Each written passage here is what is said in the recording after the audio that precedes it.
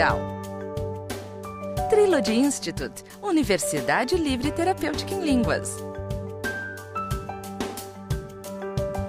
Livraria Proton.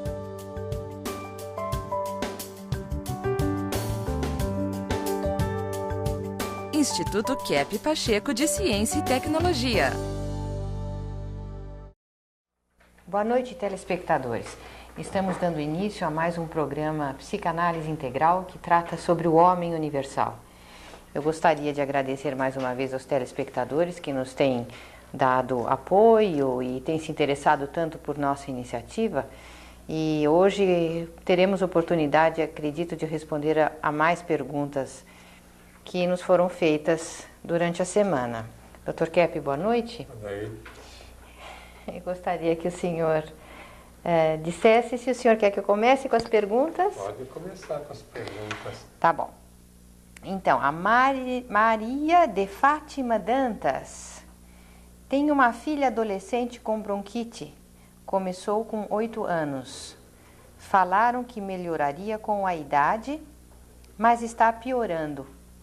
Quer saber se tem influência a parte emocional nesse quadro, Dr. Kepp? É uma questão difícil, né, Cláudia, do pessoal perceber que não existe emoção separada do físico. Que a pessoa sente as emoções não com o cérebro ou então com o coração. Que a emoção ela sente com o corpo todo. É difícil uma pessoa entender que ela não pensa, por exemplo, com o cérebro. Que ela pensa com o corpo todo. Se dissermos que ela pensa também com os dedos da mão, com os dedos do pé, ela vai achar uma coisa estranha. Mas existe apenas uma energética, não existem duas. Não existe corpo e não existe alma. Existe uma energética que é invisível e que se manifesta assim para os nossos sentidos externos, manifesta assim sensivelmente. Portanto, existe essa outra parte que é visível. Então, isso que é difícil entender, que quando a pessoa tem qualquer doença orgânica, qualquer sintomatologia orgânica, isso não é só orgânico. Isso vem, vamos dizer, em consequência da energética total da pessoa, que é visível, orgânica e invisível, que nós chamamos de psicológico. Então, o ser humano não é corpo e alma. É uma energética que se manifesta nesses dois setores da vida. Então, no caso dessa moça com bronquite, né? Sim. Adolescente, eu gostaria de dizer o seguinte, que no Hospital das Clínicas havia, eu não sei se há ainda, deve haver uma sessão dirigida pelo professor Ernesto Mendes, naquele tempo, né?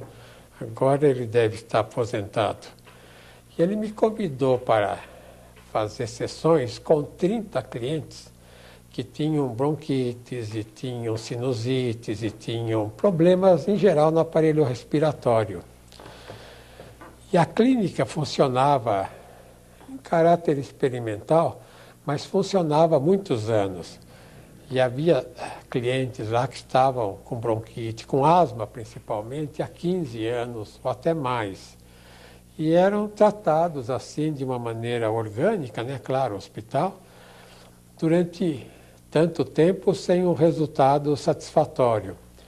E com análise, isso foi interessante, só análise de grupo até, porque não havia tempo de atender um por um dos pacientes. Só com análise de grupo houve uma remissão de mais ou menos 70% a 80% dos clientes lá. A tal ponto que a clínica estava terminando. Então, estava perdendo a finalidade, que era de tratar justamente desse tipo de doença. Então, digo, isso é interessante porque as doenças do aparelho respiratório, eu fiz inclusive teste de personalidade, um teste chamado SOND, e lá indicava que essas pessoas tinham uma dependência muito grande. Então, vendo esse aspecto de dependência que é ligada à vida oral, de 1 a 2 anos de idade, Então, eram pessoas que, se tornassem um pouco independentes, elas saravam. E, de fato, à medida que a análise foi mostrando a etiologia básica, essas pessoas, evidentemente, não sararam apenas no fator orgânico, mas também na conduta. Começaram a trabalhar bem, algumas não tinham trabalho. Bom, hoje em dia não teria trabalho nenhum, né? Porque a sociedade não deixa. Mas antes, acabavam encontrando emprego, trabalho e indo assim relativamente bem na vida. De maneira que é possível. Ainda mais que ela está com 8 anos. Agora, de outro lado, viu, Cláudia? Sem terapia psíquica, sim, a pessoa não sara. Sim. Então, veja que o médico bom, o médico que sabe tratar do cliente, é aquele que não vê só o fator orgânico. Sabe esses médicos de família de antigamente? Sim. Médico que ia, conversava com os pais, com a família, com o doente, que tinha assim um relacionamento bom, afetivo. Esses tinham um ótimo resultado. E agora a medicina mais mecanizada já não tem tanto resultado porque criou uma certa distância com o médico. O importante é o relacionamento assim, afetivo do doente com a pessoa que o trata. Então, Dr. Kepp, eu queria dizer aos telespectadores que aquele que quiser um entendimento melhor de como se processa a influência da parte psíquica e do tratamento psíquico no sentido orgânico, como que a parte psíquica age na cura na remissão de moléstias orgânicas, então vai poder entender melhor nesse livro, A Cura pela Consciência, que eu escrevi já há muitos anos, mas eu já fiz aqui um estudo sobre esses casos que o Dr. Kepp menciona, das clínicas, que onde o senhor trabalhou, no Hospital das Clínicas da Universidade de São Paulo. Então existe uma série enorme de casos clínicos, e como que se opera não só o adoecimento, como também a recuperação, como vista sob um ponto de vista científico. Você escreve aí estresse, né? Isso. Teomania e estresse. Isso, teomania, Dr. Kepp, a causa principal da patologia humana, de acordo com o senhor. Hoje em dia, Cláudia, a gente podia colocar aí na questão do estresse, sim, a questão da censura. Porque o que causa mais assim doença na pessoa sim, é, vamos dizer, esse estresse motivado pela censura. sim. Então, é muito importante que as pessoas percebam que a doença não é como Freud, eu tenho dito aqui inúmeras vezes, não é como Freud e outras pessoas acham que que o ser humano tem impulsos, instintos ruins. Então muitos dizem, mas como é que a natureza tem vulcões, tem tempestades, tem isso, tem aquilo de errado? Então há vamos dizer, um defeito na composição da natureza que pode ter sido até causado pelo ser humano, né, com guerras que ele faz, ou inclusive ondas energéticas ruins, e com o passado da Terra. E o ser humano, por natureza, vamos dizer, a natureza original, né, a natureza lá anterior, quando ele foi criado, era perfeita. Ele não tinha, vamos dizer, doença nenhuma, não tinha estafa, não tinha estresse, porque o motivo principal é que ele não tinha censura, ele não censurava. Então, quanto menos a pessoa censurar, seja lá o que for, seja lá o que ele chama de defeito, de pecado, disso, daquilo, quanto ele menos censurar e olhar de frente, mais são ele se tornará. Por isso que aquela descrição do Gênesis, quando descreve Adão e Eva no paraíso, eles eram nus, não se cobriam, não se mascaravam, não se censuravam absolutamente, né? Então, esse nu no paraíso, o que significa? O não uso da máscara. Não quer dizer que lá eles não usavam vestimenta, nada, porque, na minha opinião, a questão do paraíso não é uma questão de árvores, assim, frutas, a pessoa pegando uvas e comendo, e abundância de alimento, não é isso. Isso é uma simbologia, né? Isso é o que Moisés escreveu, né? Uma pessoa que, no tempo dele, principalmente, ele escreveu do modo que ele entendia. Essa questão do paraíso é um enorme desenvolvimento. Como muitos veem, por exemplo, uma civilização cósmica. Muitos acreditam, né, que tem planetas com 1 milhão de anos na frente, um progresso fantástico. Então, essa civilização bíblica, essa civilização perfeita, e eu, no meu trabalho, no meu estudo, eu vejo que é uma super civilização adiantada, compreende? Sim. E que, de repente, por uma questão de teomania, como você escreveu no seu livro, do homem querer ser Deus, querer mexer na genética. E querer conhecer o bem e o mal, né? Essa questão que o senhor vem trazendo em todos os seus programas, que a problemática interior não é com relação a sexo, mas é uma questão com o bem e o mal, uma questão metafísica. É dele querer, então, vamos dizer, colocar novo conhecimento, como se com isso ele se tornasse um Deus também, então ele perdeu esse desenvolvimento fantástico, que inclusive aí no espaço deve haver, né, em outros planetas mais adiantados. Então, eu gostaria de dizer aos nossos telespectadores que dentro de instantes estaremos retornando para tratarmos de outras questões de interesse da nossa comunidade. Até já.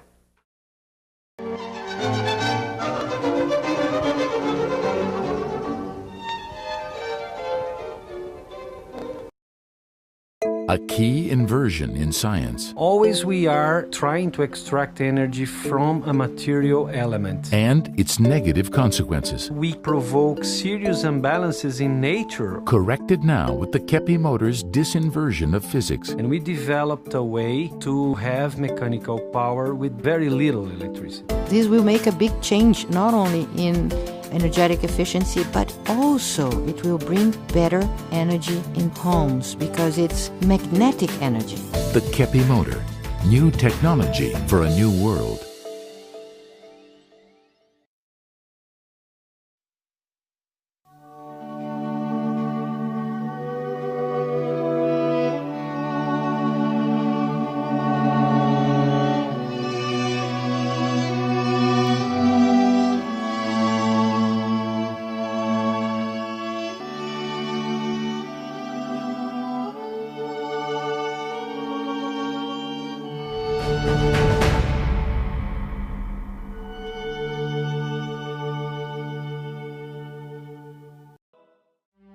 O mais original escritor contemporâneo no mundo, segundo o Centro de Pesquisa Científica Nacional da França.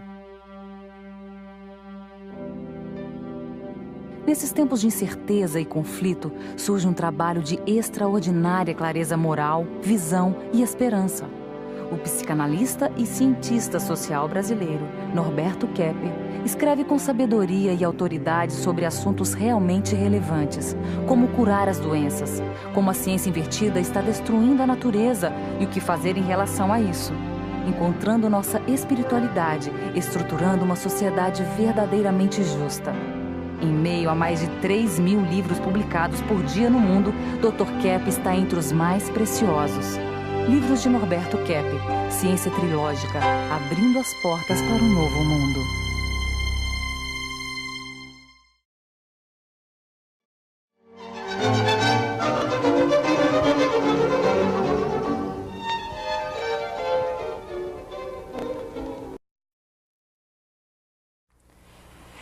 Para exemplificar o assunto que nós estávamos tratando no módulo anterior, onde o Dr. Keppe descrevia a situação caótica que existe na ciência da atualidade de se estudar o ser humano em pedaços.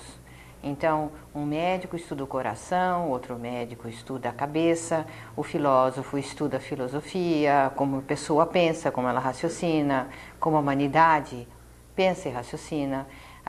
E o teólogo cuidando dos sentimentos, da fé, da crença da pessoa. E muitas vezes essas áreas se tornaram assim incompatíveis na maneira de encarar a realidade. E eu gostaria de exemplificar aqui, tem uma ilustração de um livro chamado ABC da Trilogia Analítica, aliás é de minha autoria, e é um livrinho muito simples, que os telespectadores poderão ter noções básicas do que se trata essa ciência. Então, aqui eu estou mostrando que o ser humano, como ele é visto atualmente, ele é tratado em pedaços, separadamente. E que a ciência universal é a ciência do homem universal. O pensador, né? Isso. Interessado pelo cérebro. Então, O filosofia. religioso pelo coração. E o médico pelo corpo. Exatamente. Mas, E quem sofre é o cliente, é o ser humano. Mas o que acontece também, Cláudia, não é que não deva haver especialização. Quer dizer, não deva haver, vamos dizer assim, pensadores e não deva haver clérigos religiosos e não deva haver médicos e não deva haver pessoas que cada um cuide de um campo específico na sociedade. Não é bem isso. Porque eu posso aqui mostrar um outro exemplo. Aí. Veja se consegue focalizar aqui esta foto. Eu posso mostrar esse outro exemplo para dizer o seguinte, que os três elementos, o elemento teológico, estão vendo aqui do outro lado, teologia, que é atinente, por exemplo, à religião católica, à religião protestante, à religião luterana, à religião israelita, quer dizer, ao cristianismo em geral, ao israelismo e também ao islamismo. É separada, né? Vocês vejam, vive num setor. Depois a filosofia vive no outro setor. Depois eu fiz essas flechas aí para dizer a distância que essas orientações têm a respeito da filosofia, da razão. Porque filosofia aqui tem que ser razão. Teologia aqui tem que ser sentimento, amor, né? E lá em cima, a ciência, eu mostro também como, por exemplo, a psicologia está longe da verdadeira ciência, a sociologia, a economia e a política, a medicina mais próxima. Aí a matemática, como está distante também da verdadeira ciência. Então, esses três aspectos, né? Esse triângulo, ciência, filosofia e teologia, esses três aspectos da sociedade estão dentro do ser humano. E o ser humano tem que viver esses três fatores. Não é questão de deixar, vamos dizer, a religião na igreja, nas igrejas, a filosofia nas academias, nas universidades, e a ciência, então, nos laboratórios. Não é bem isso. A sociedade tem que entender que esses três fatores têm que estar dentro do ser humano. Então, é claro que é mais difícil, de início, unir esses três setores no estudo assim nas escolas, mas vendo, como já falei, os aspectos essenciais de cada setor, é possível entender um pouco, pelo menos o aspecto essencial. Medicina, matemática, filosofia, política, também economia. E a única maneira de o homem retornar a ser o homem universal, porque na essência ele é, quer dizer, na base ele é, mas ele precisa receber os conhecimentos. Os conhecimentos unificados e universais. Dr. Kepp, vamos para uma outra pergunta? Gostaria de falar aqui da Terezinha de Oliveira. Ela pergunta o seguinte: se assistir com frequência a programas que só mostram desgraças e danos alheios, isso pode causar danos à nossa psique? Interessante essa pergunta, né? Essa pergunta é muito afim do que acontece atualmente, porque os filmes americanos, eu tenho falado sempre, mostram o artista com um copo de uísque, um copo de... No Brasil seria pinga, né? Na mão e a revólver na outra mão. Ou ele mata ou ele bebe. Então, isso é um verdadeiro desastre, Cláudia, porque o ser humano, ele não é assim como Freud falou. Vou mostrar um outro esquema. O ser humano não é como Freud falou, que ele tem na base uma vida inconsciente. Então que praticamente a essência do ser humano é o inconsciente fechado. Como eu fiz aqui mais ou menos esse esquema. Aqui embaixo é o inconsciente, em cima a consciência.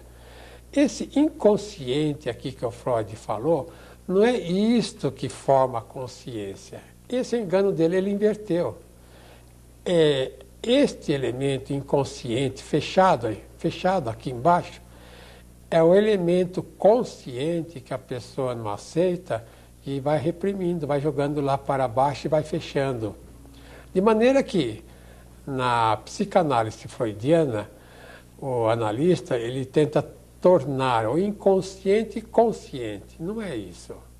Ele tem que ver aqui a que ponto ele pode tornar esse inconsciente consciente também e evitar uma censura fabulosa que coloca aqui. Aqui tem uma censura fantástica. Ele vencer essa censura para ver tudo o que está aqui embaixo de patológico, porque esse é o elemento patológico. Sim. Dr. Kepp, então, ela pergunta se isso faz danos à psique. Agora, eu lhe pergunto o seguinte, haveriam tantos filmes, tantos programas de violência e de desgraça se não houvesse um ibope muito grande? Quer dizer, se esses filmes não fossem muito queridos e assistidos pela população? Então, mas veja bem, essa ideia de pensar que esse elemento patológico é o básico, da ideia de pensar também que a violência é básica, que a maldade é básica, que a doença é básica, que os elementos negativos são básicos. E do negativo viria o positivo. Essa, Cláudia, é uma ideia que vigora em toda a sociedade, baseado, inclusive, na física moderna, com a teoria do caos. Que tem que vir primeiro o caos. O caos seria a destruição de tudo. Então é por isso que muitos querem uma guerra lá na Europa, né? Que esse pessoal que está no poder internacional, eles pensam que vindo um caos através de uma guerra, depois desse caos, viria grande glória para eles, um grande desenvolvimento, um grande progresso. Essa é uma teoria errada, feita na física, viu? E também não existe uma concepção muito enganosa de que a pessoa mais sábia, a pessoa experiente na vida, entre aspas, uma pessoa que já experimentou de tudo, coisas boas e más, e que a pessoa que se prende mais a uma conduta ética e de bondade, ela seria meio boba, até meio retardada, pouco inteligente, pouco sábia? Então, por causa justamente dessa ideia de que o que é bom é pequeno, dessa inversão. O que é ingênuo é tonto. E o que é malicioso, o que é assim algo negativo, o que é assim ilegal, isso mostra a esperteza do ser humano. Então é uma inversão, Cláudia, que fizeram, porque esse elemento invertido, esse elemento ruim, está lá embaixo, né? Que a pessoa tem vergonha de ver. Mas o ser humano acha que isso, e a esperteza dele é impressionante, que a esperteza vem da malícia, da safadeza, do golpismo, da ladroeira. E que uma sociedade adiantada é uma sociedade experiente, entre aspas, quer dizer que experimenta todo o mal da vida. Então, o pessoal geralmente tem dificuldade em perceber que o desenvolvimento, a felicidade da pessoa, a inteligência, que o bem-estar, até o dinheiro no sentido assim certo, vem justamente da honestidade. Sim. É muito difícil agora, essa pessoa fez essa pergunta muito bem feita. É muito difícil uma criança assistir todos esses filmes de safadeza, pensar que isso não dá bom resultado.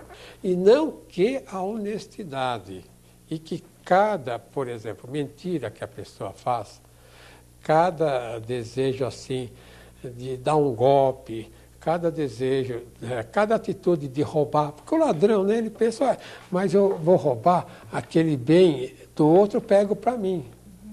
Ele tem essa ideia, olha que coisa fantástica, eu pego um carro para mim, da outra pessoa, olha como eu sou bacana.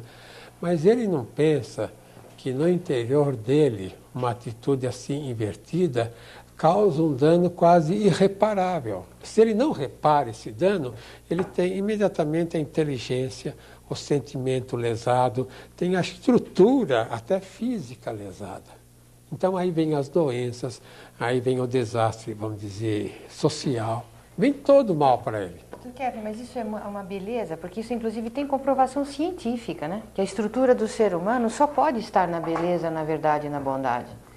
E então, isso tendo comprovação científica, e tem, então eu acho que isso é uma maior revelação do nosso século, que o ser humano precisa ser bom para ser são, precisa ser honesto para ter equilíbrio, e ser são e ser rico, estar bem. Bom, Dr. Kepp, eu gostaria de retornar depois no próximo módulo para a gente conversar mais a respeito disso, porque é um assunto que está sendo muito debatido, essa violência entre os jovens, a violência nos Estados Unidos e no Brasil. Até que ponto os filmes de televisão têm incentivado isso? Até já, com os telespectadores.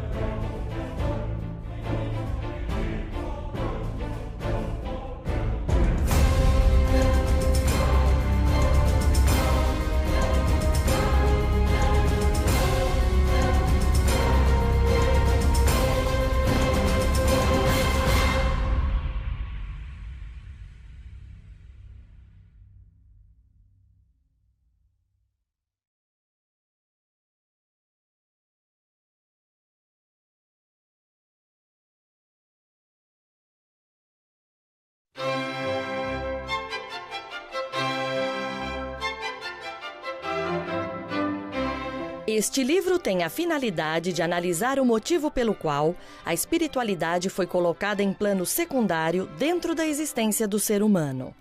A humanidade está rebaixada a um plano inferior, sensorial e materialista, necessitando urgentemente retornar ao seu nível normal, onde a vida psíquica tem a total predominância. Leia Teologia Trilógica Científica, de Norberto Kepp, e participe dessa enorme mudança interior e exterior que já teve início na Terra com os indivíduos mais realistas.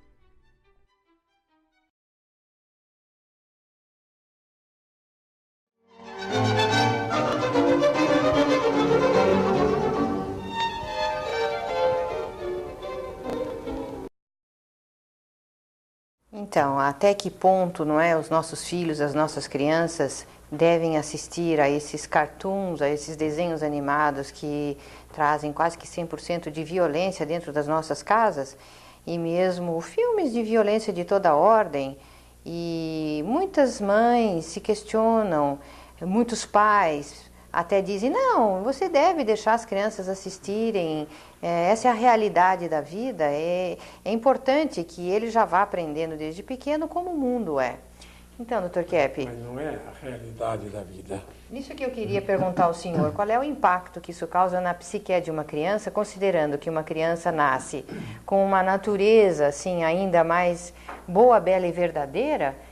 Isso não funciona como uma espécie de vírus entrouxando ali dentro do cérebro da criança, num computadorzinho que vai deformar?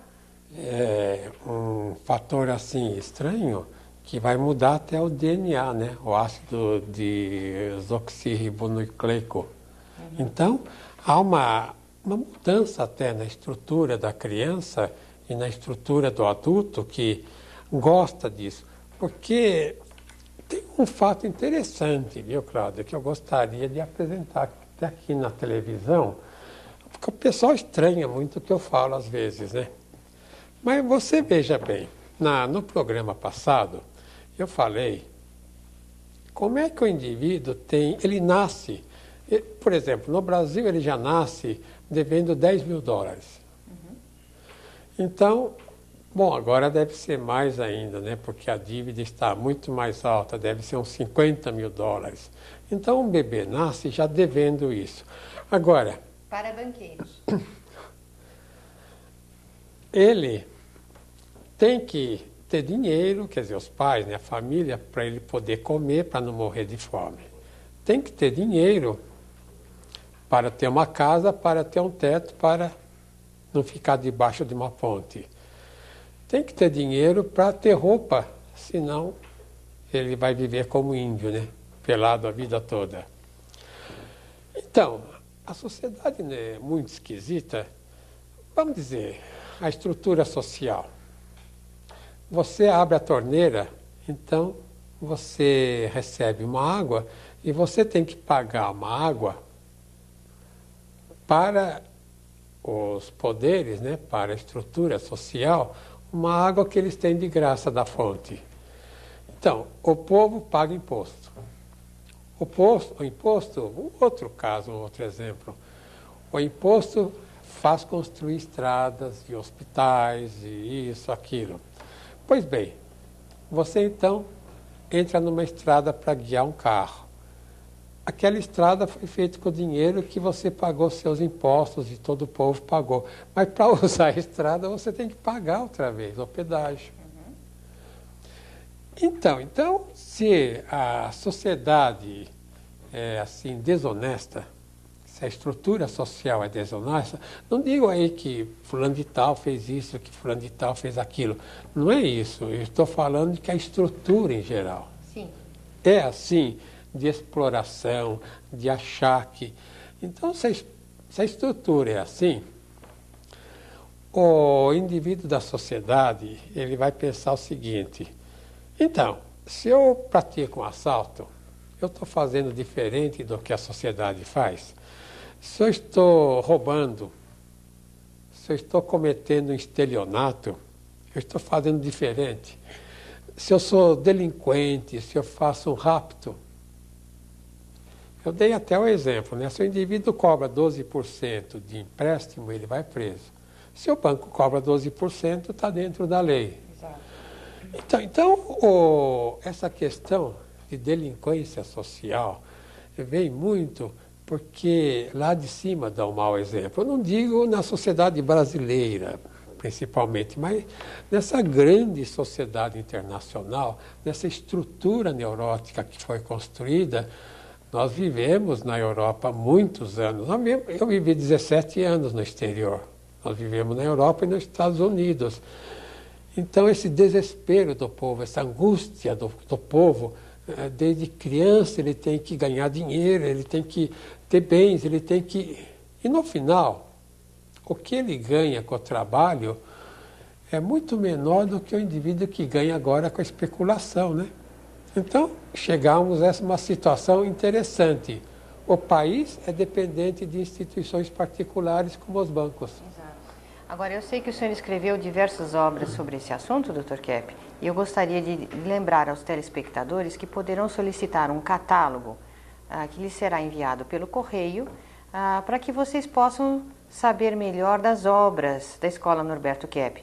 Esse estudo da sociopatologia, da patologia do poder, assuntos de economia, tudo analisado à luz da psicanálise integral e dessa ciência universal.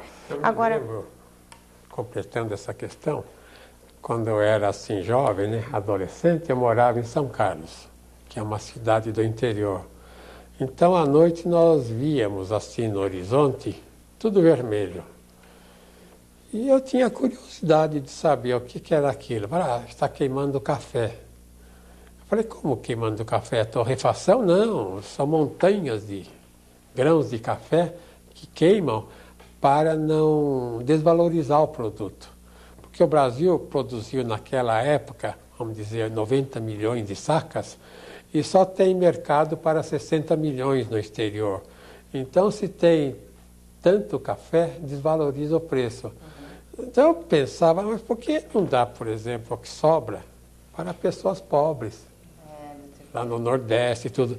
Depois um indivíduo lá me explicou que se fizesse isso, essas pessoas podiam vender o café e desvalorizar o produto, mas isso não é verdade. Então, doutor Kepp, mas a gente vê, como o senhor diz, é uma questão já da estrutura de todas as leis de economia, de finanças, de comércio internacional, toda uma estrutura muito doente que faz com que bilhões de pessoas morram de fome, milhares e milhares de crianças morram de fome e que tantas pessoas morram agora nessas guerras todas inúteis. Mas, completando, eu gostaria de dizer o seguinte: o mundo tem o cristianismo, né?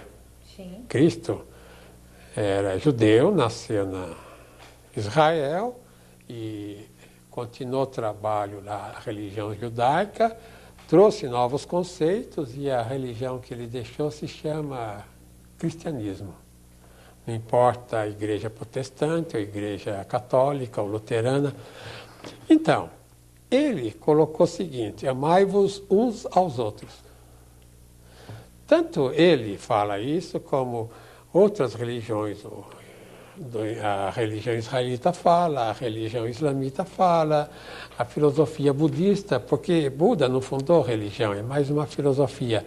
O budismo fala, o hinduísmo fala, amai-vos uns aos outros, mais ou menos É uma lei esse universal. tema. Então, o que se vê? É como se a lei estivesse ao contrário, odiai-vos uns aos outros.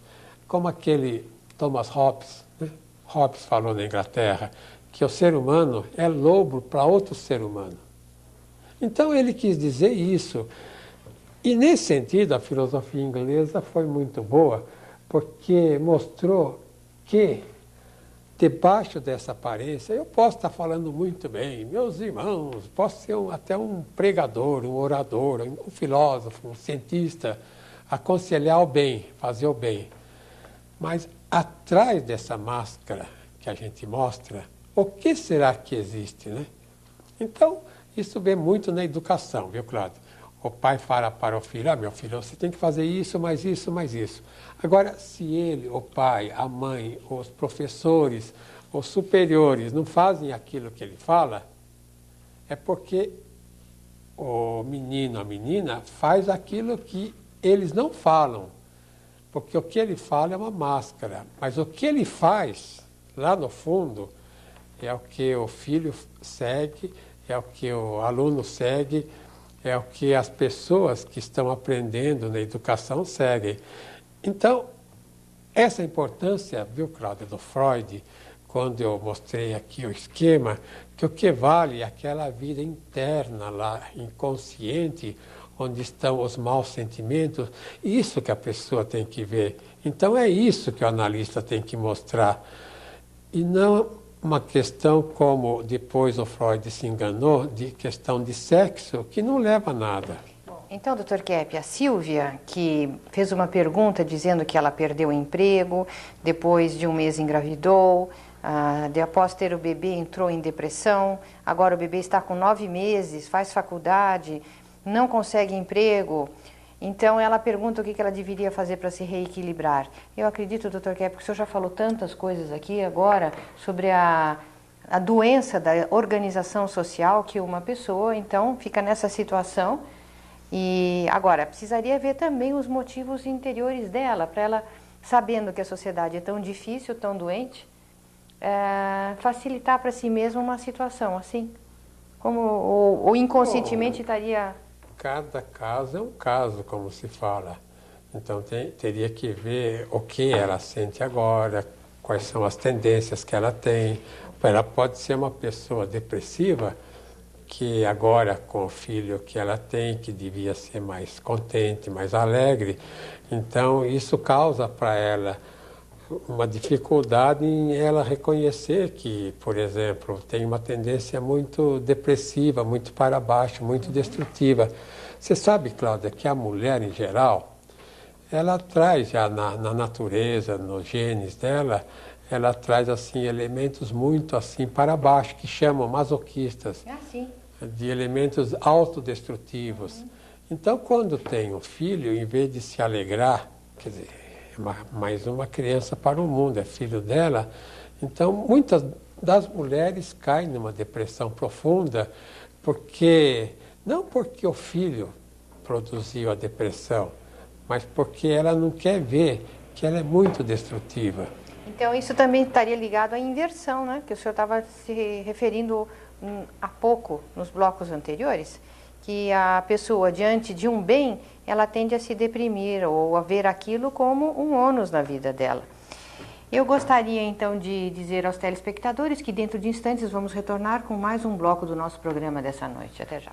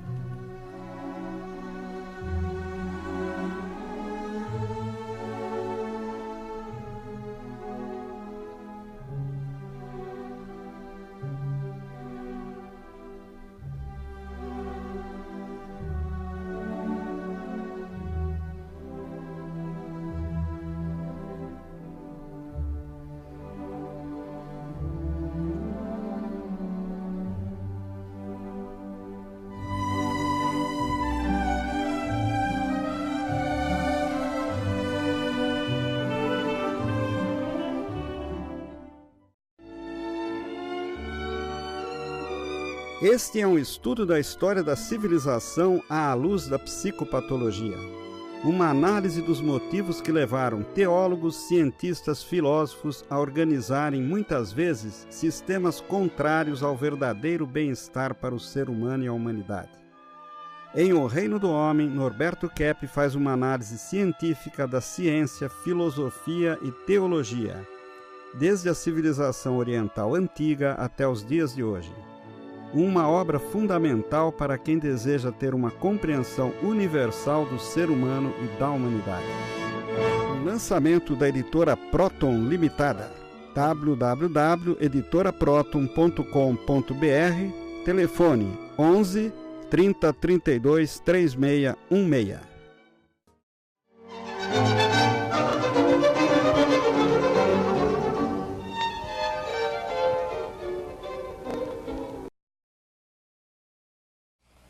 Dr. Kepp, eu gostaria de falar com o senhor agora sobre duas perguntas para que o senhor talvez possa respondê-las ao mesmo tempo, ou uma em seguida da outra. A Tereza Martins pergunta por que uma pessoa entra em síndrome de pânico. E o Marcelo Augusto de Araújo, ele atravessa uma crise de depressão, de ansiedade. Ele separou-se da mulher e ficou 2 meses no quarto sem comer. Agora, a mulher voltou, mas ele ainda está muito mal. Então, que ele gostaria de saber se a análise seria indicada à situação dele. E, assim, como que essa questão de análise, condições... Porque, normalmente, Dr. Kepp, muita gente pensa que análise é coisa para gente muito rica, né? E não sabem que a Sociedade de Psicanálise Integral dá uma assistência psicanalítica a preços bem razoáveis. Isso poderá ser questionado depois na Secretaria da CITA. Mas, de qualquer forma, qual que é a esperança de uma pessoa que tem síndrome de pânico ou um caso como o do senhor Marcelo? Você lembra, Cláudia, em 84 nós tínhamos uma casa aqui, outra mais em cima, aí na Rebouças, e mais 2 casas. Havia naquele tempo 900 clientes. Nós tínhamos 23 analistas, inclusive nós tínhamos uma casa onde atendia as pessoas carentes, né, que não tinham meio de se tratar. Porque a nossa finalidade é mais assim, de ajudar o povo. Então, a questão do pânico aí, sabe, é difícil num programa de televisão dizer, olha, a causa do pânico, a causa da depressão é essa. Não é bem assim, né? A gente pode dizer... A pessoa assim depressiva, como no caso do rapaz, ele tinha grande dependência da mulher, como ele tinha dependência dos pais. Isso é muito simples falar, mas não é bem assim.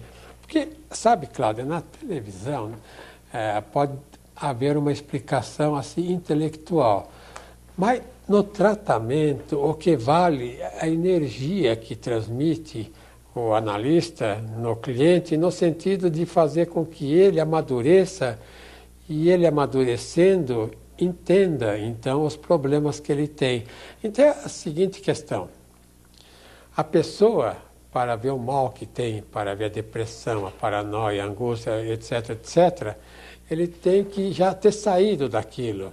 Então, enquanto ele não está saindo daquilo, quer dizer que ele não está corrigindo aquele processo depressivo, ele não está vendo o processo. Então, mas a hora que ele tiver confiança, vamos dizer que o analista é como uma muleta para a pessoa, né? O analista serve de muleta para a pessoa aleijada andar, e depois que a pessoa anda e joga fora a muleta, como às vezes fazem com o analista, e anda sozinho. Então, de maneira que o nosso trabalho é um trabalho muito mais complicado. É um fato interessante que muitos jovens, né, vão fazer curso de psicologia. E pensando que, para atender pessoas, então senta numa cadeira e bate papo. Não é assim. Se a pessoa soubesse quanto comprometimento existe entre o analista e o cliente, quantos detalhes na problemática de ambos, porque quando o cliente fala dos problemas dele, está também pegando os problemas do analista. E se o analista não for maduro, ele não aguenta. Você sabe que o Breuer, que trabalhou com Freud, ele deu elementos assim para fazer psicoterapia para o Freud, mas ele não resistiu quando ele começou a atender clientes com certos pânicos, certas fobias que ele tinha também. Isso. Então ele falou: olha, esse tratamento eu não aguento. Então é por isso que muitos médicos, muitos psicólogos que entram no campo sem ter feito análise, sem estar preparado, eles sucumbem. Eles não conseguem. Inclusive é clássico, né, no estudo da psiquiatria e mesmo da psicologia, de casos de psicólogos ou psiquiatras que entram em surto psicótico junto com o cliente, ou mesmo até suicídio, casos de suicídio entre psiquiatras. Então o senhor está querendo dizer que é importantíssimo que o psiquiatra, o psicanalista ou psicólogo tenha feito durante longo tempo uma boa análise de si mesmo, da sua problemática. Você sabe que em 1960... Não sei se eu interrompi você, mas em 1960 eu fiz com o professor Edmundo Vasconcelos uma pesquisa aqui na Faculdade de Medicina. Eu estou me lembrando disso agora, e entre os alunos, né, desde o primeiro até o quinto ano. Então nós descobrimos um fato interessante, que uma média de 60% dos alunos não tinham vocação para a medicina. Então ele apresentou esse relatório no Congresso de Medicina de Ribeirão Preto, o professor Vasconcelos, e houve um comentário muito grande. Aí eles tentaram colocar testes vocacionais nos vestibulares, principalmente de medicina, mas depois nós fizemos em outras faculdades de engenharia, etc., e também deu um número, às vezes, mais alto do que esse. Então você veja que a maior parte do pessoal que entra atualmente nas faculdades, eles não entram porque eles têm uma vocação para aquele estudo, para aquele trabalho.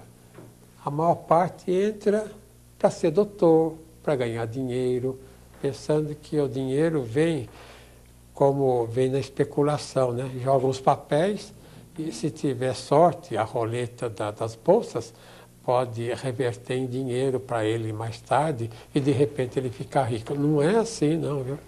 Agora tem o Marco Lira, ele é da Finlândia, né, Marco? Sim. E o senhor atendia clientes também, né, em psicanálise lá na Finlândia? Muitos anos o senhor trabalhou e atende aqui no Brasil, né? Então, o que o senhor queria perguntar para o Marco? Não, eu queria ver o que ele tem a falar. Eu pensei... O senhor pode gesticular, não tem importância, não. Pode ficar à vontade. Aqui estamos no Brasil, não estamos na Finlândia. Eu pensei essa questão da censura, como os senhores falaram sobre censura. Sim. É que nós trabalhamos também na escola. E censura, eu acho que censura é talvez maior inimigo da aprendizagem. Sim. Que nesta questão como diminuir a censura, logicamente conscientizando a censura, mas também assim com atividades artísticas nós podemos ajudar os alunos.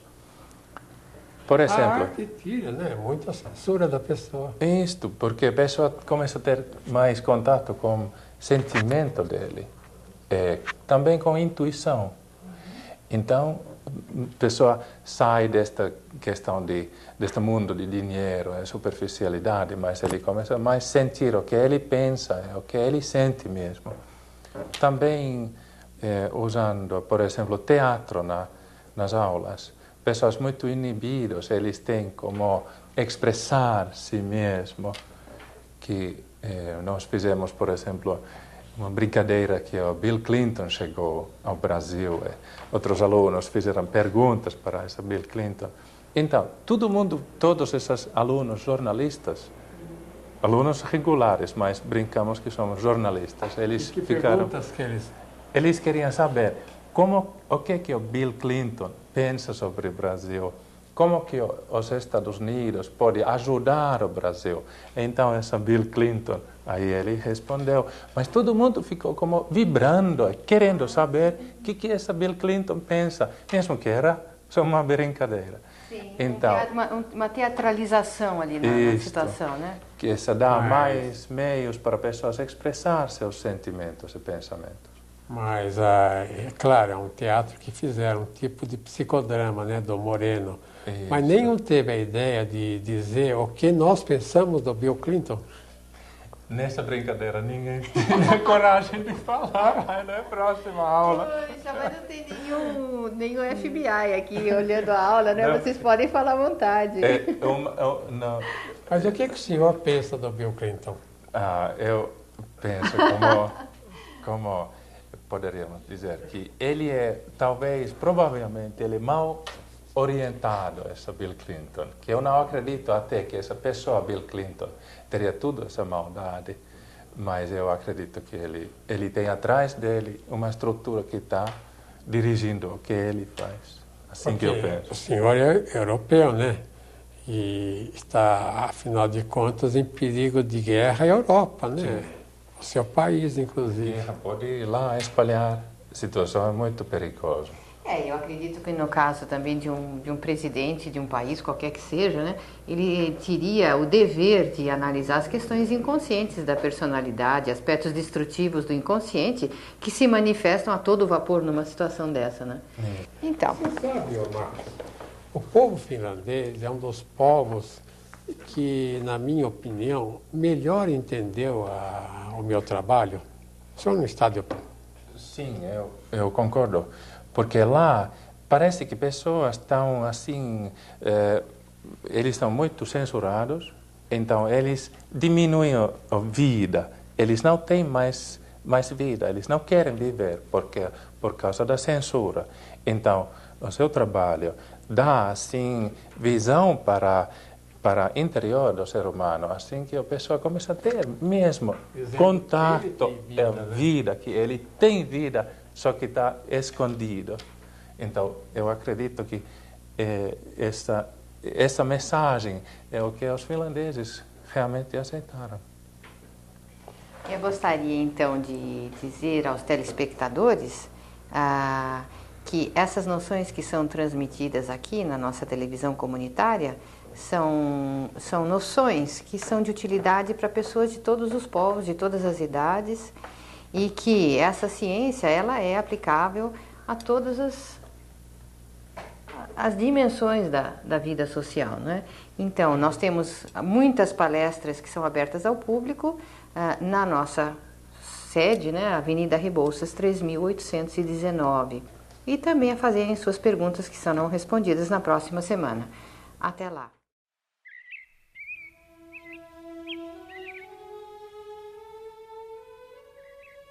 All that Christ revealed and did constitutes a message of greater hope and joy than any other person has ever achieved.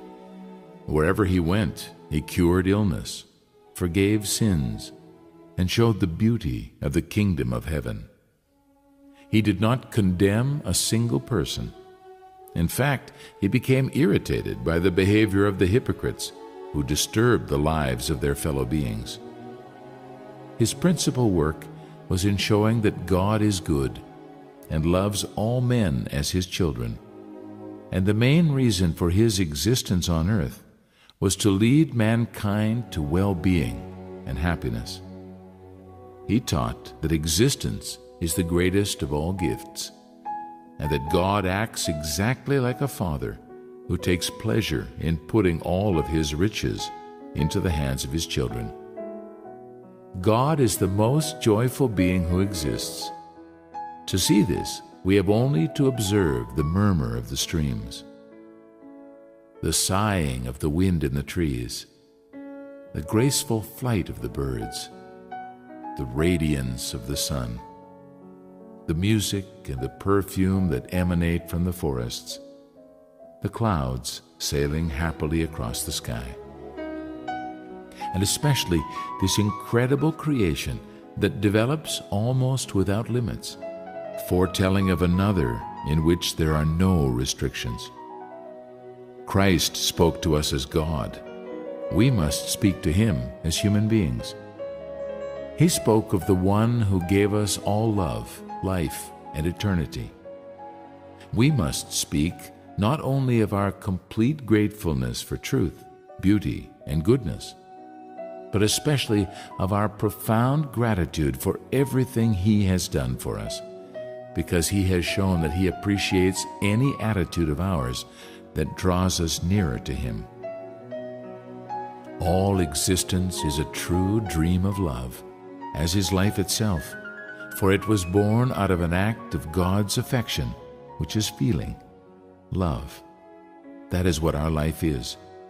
If we choose not to perceive this, we do it out of extreme envy.